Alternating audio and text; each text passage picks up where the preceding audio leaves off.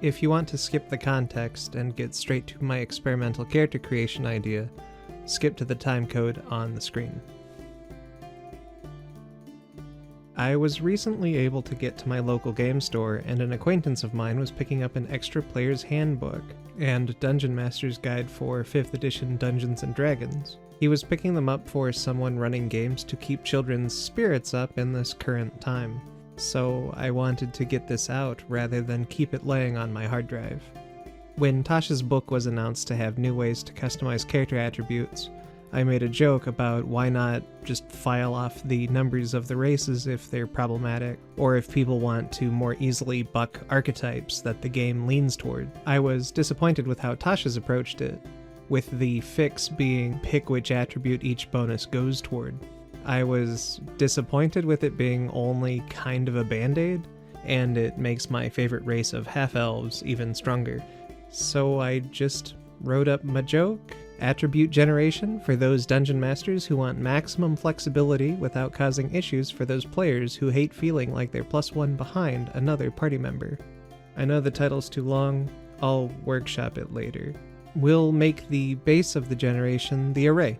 Taken from page 13 of the player's handbook, you grant your character the following attributes however you'd like. 15, 14, 13, 12, 10, 8. After that, apply +2 to one attribute, and +1 to another attribute. Another attribute. Yeah, it can't be the same attribute as what you gave the +2 bonus. And that's it.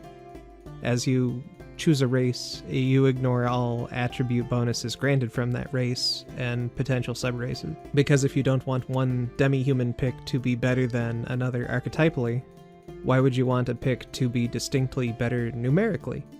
Hold on. What kind of solution is that? Why not just use a bigger point buy instead of a two-part approach?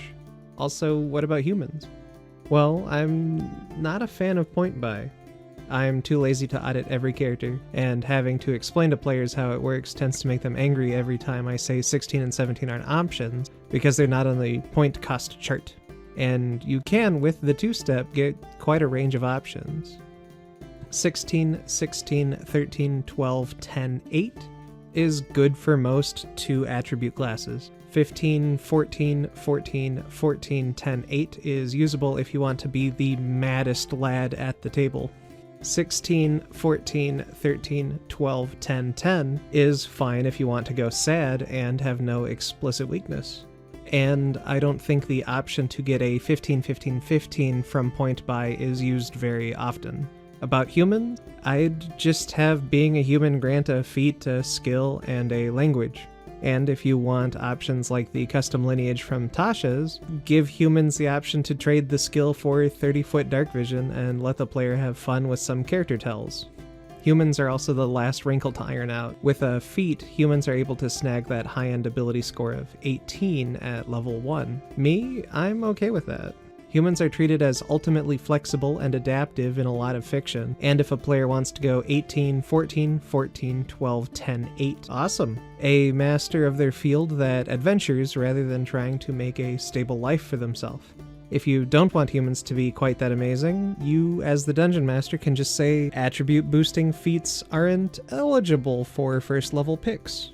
And as something of a postscript, what about just rolling for attributes? I kind of hate it.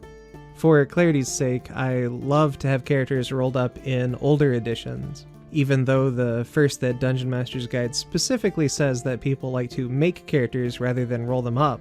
The difficulty scaling in 5th is compressed very tightly, and a +1 at early levels can make quite a difference.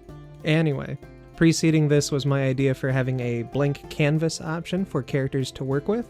If you like it or don't like it, tell me in the comments. If you think I missed a crucial step in attribute generation, likewise. And as a quick insertion, I just saw that an Unearthed Arcana dropped yesterday, the Gothic Lineages, and it uses something very similar. That's excellent. With what they're thinking, I'd have humans grant a feat and a skill or close-range dark vision, and make the option of getting an 18 a feature, as the lineages are actually pretty spiffy. Maybe this means they're working on a revised player's handbook like I've been saying they need to do. Until I catch up with you again, stay warm.